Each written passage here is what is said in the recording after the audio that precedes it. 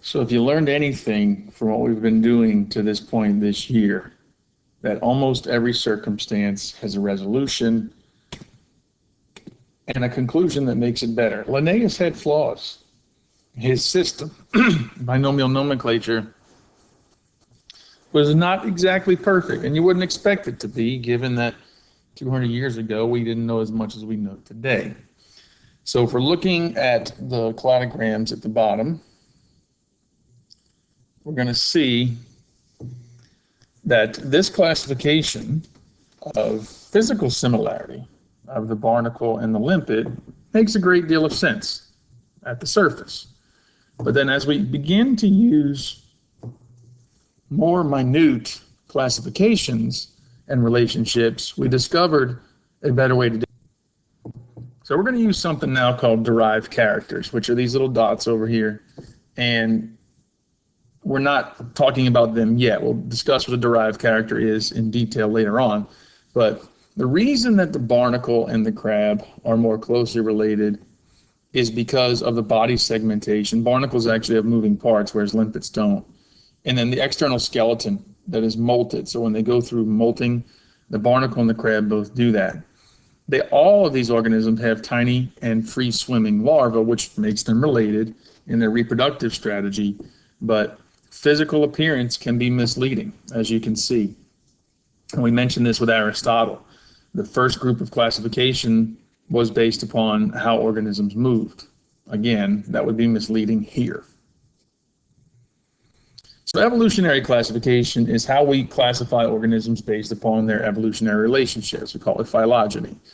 If something has common ancestry with something else, it's going to be more related to it than it is to something with a more distant lineage, right? So as you would expect, we use multiple systems of classification. In this case, we use evolutionary origin and the way that it looks, which starts narrowing things down. And as we discussed with Darwin, one of the pieces of evidence that he used, the fifth piece that he didn't actually get to use, but we used in his discussion, was we're using genoming now. We're using genetics. And that's one of the best advents that we're going to use for any sort of classification, because now we can look into the DNA and describe the relationships. As we use taxonomy, we say this here: the higher the level of the taxon, the further back in time. So if we're talking about domain, anything in the same domain, well, that domain evolved. Eukaryotic domain was around 1 billion years ago. I'd have to fact check that. Not good for a live video, but around 1 billion years ago when eukaryotic cells found their way onto the planet, give or take. Anyway, moving on. Organisms that can sometimes resemble each other may not be related at all, and that's because of something called convergent evolution. Everything we've been talking about so far has been about divergent evolution, about organisms becoming different. But if we use our understanding of biogeography, where organisms in similar places across the planet, similar environments across the planet, but different locations, end up becoming similar. And as you understand, two different continents with similar habitats where the organisms become the same, they're going to be less related than two organisms that evolved differently in the same place because the gene pools emerged in that way. So we have to be careful in taxonomy of convergent evolution. So if we find fossils, that could be the result of this situation, and they're not exactly as closely related as their shapes would dictate. So I used this term before, cladogram, and we're going to use that kind of for the rest of the semester, as we're looking at here. And it allows us to use a visual representation. It's pretty straightforward. So a clade then becomes a group of species that has a single common ancestor. By species, we mean not an individual, and all of the descendants. And we're going to discuss that here in a minute. I did mention derived characters already. And what we're going to talk about there are the characteristics that occur in a lineage and are pretty much only exclusive to that lineage. And if it's new and derived, you have to go back a previous group to find that it's not there. All right. So it's an evolutionary tree. So these are all derived characters that are found in coyotes or lions. Now that's going to be the canines and the felines. Now they all have shearing teeth. They have hair. That makes them, mammals. 4 limbs, another mammalian characteristic. But the derived character that is specific to the cats are the retractable claws that coyotes don't have because they're dogs, right? So specialized shearing teeth. Let's start here. 4 limbs, not a mammalian derived character, but it is one found in tetrapods. Hair is found in mammals, shearing teeth in the carnivores, and then retractable claws found in cats. We're going to put this into practice again in the next few slides as we watch how they emerge on a visual representation. So you remember this guy, we used it in the previous lesson. Okay, this is divergent evolution, how species grow away from each other over a period of time and become 2 independent groups. So the ancestral lineage is obviously the oldest, and then some sort of event. This is some sort of isolation here. We talked about behavioral, geographic, temporal. Those are the basic foundations for other sorts of isolation. And once they stop breeding with each other, they begin to change independently. And then varying groups will come off of that. The most closely related is going to be the original branch, and then these guys are going to change over a period of time. And each one of these events here and here, those are all events of divergence, which happens up here again.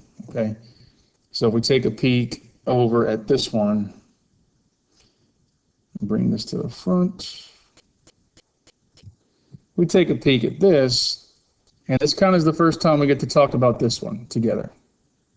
The evolution, and this, in a way, it relates to time, more or less, as we move upwards and over, kind of in this direction, this general direction, and up that happens. So anything out here, they're all brand new, but these events here happened sort of in a timeline progression.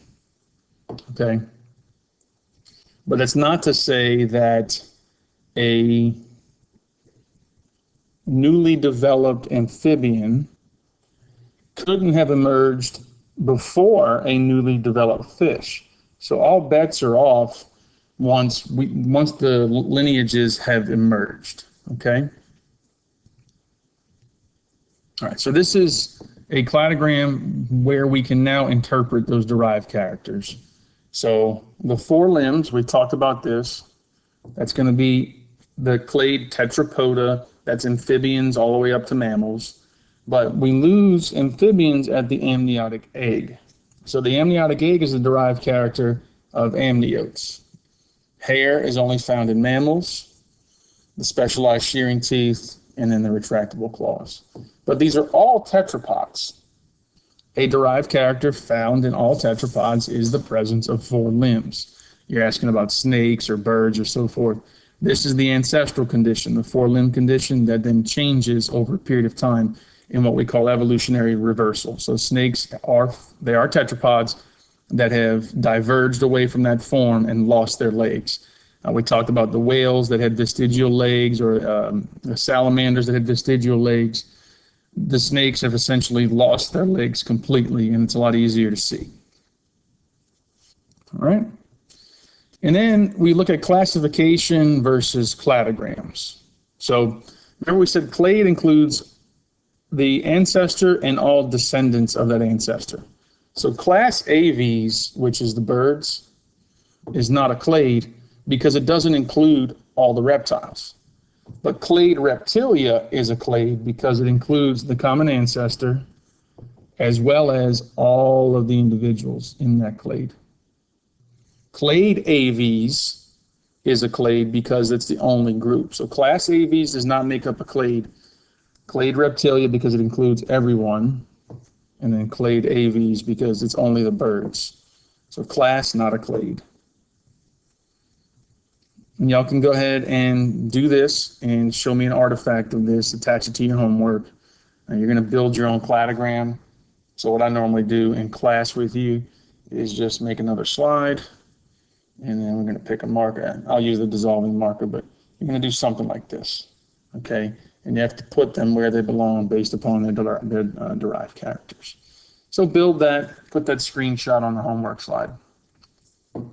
Okay, Something else that we like to use are the similarities in DNA. That's obvious. We've been talking about this now for a week. And as I was saying to you, this is in many ways is the overruling method now, because we can look directly into the DNA and find distinct evolutionary relationships at the molecular level. Okay, and then we classify based upon that. So one of the ways we can talk about this is, do I have this one in here? Yeah, let's go to this one real quick. So you see the fungi?